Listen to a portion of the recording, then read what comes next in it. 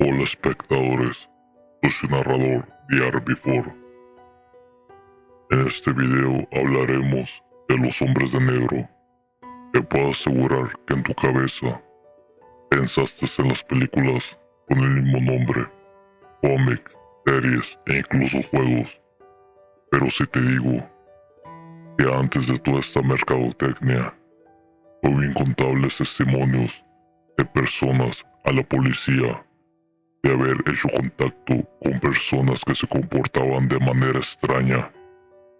La mayoría de estos testimonios decían que estos vestían de traje, sombrero y corbata negra, camisa blanca y que siempre llegaban en autos negros, modelos clásicos, y una gran parte llegó a reconocer a Cadillacs negros. También, la mayoría de sus relatos se localizaban en los Estados Unidos y Canadá.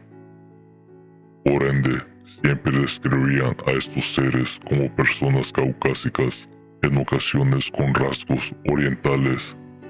Pero últimamente ha habido relatos de que estos seres son personas de color. Debido a esto, hay especulaciones de que estos son seres de otros planetas. Y ha tomado mucha fuerza esta teoría, ya que se cree que por el procedimiento que usan, van imitando a la humanidad. Y una gran característica de estos relatos dicen que estos seres comienzan a hacer preguntas extrañas e incomodar a las personas, amenazar a los testigos y han presenciado avistamientos de extraterrestres, haciéndose pasar por agentes de gobierno.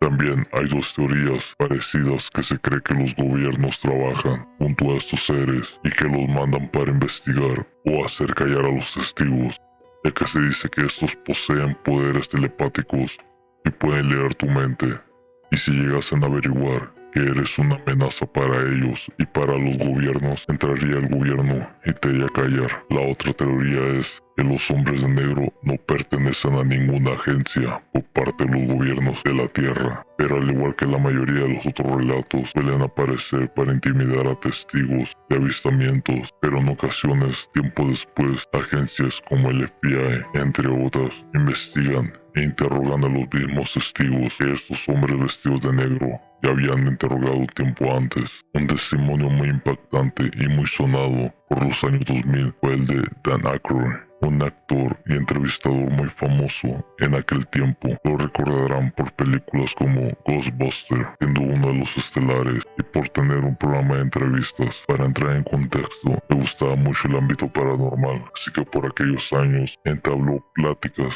para realizar un programa y iba a tener entrevistas e investigaciones y acontecimientos paranormales. Se dice que ya había rodado entre 6 y 8 episodios, pero de la nada el programa fue cancelado y un tiempo después revelaría el por qué fue cancelado en una entrevista. A continuación les traigo un fragmento de esa entrevista. Vayamos a verla.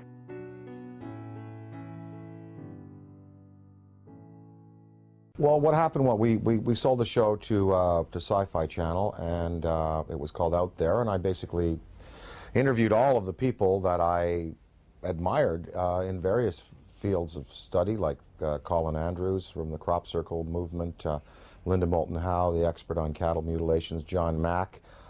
And let me just put a pin in things right there, because John Mack has taken this study of abductions, UFOs, right out through the other side, and he's going, yes, we know they're here, we know they're coming, we know people have been taken, we know there's experimentation going on, we know people have been told about agendas.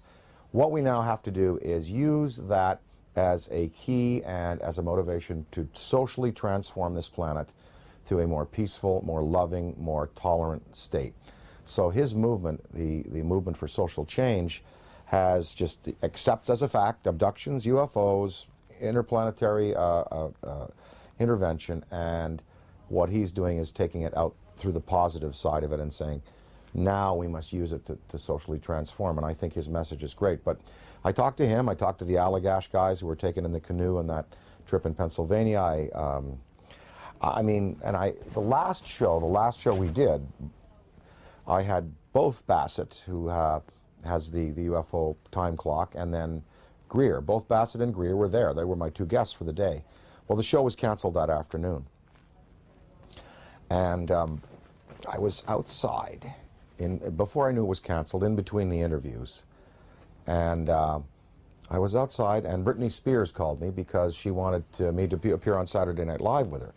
And so I was outside having a cigarette, the phone rang.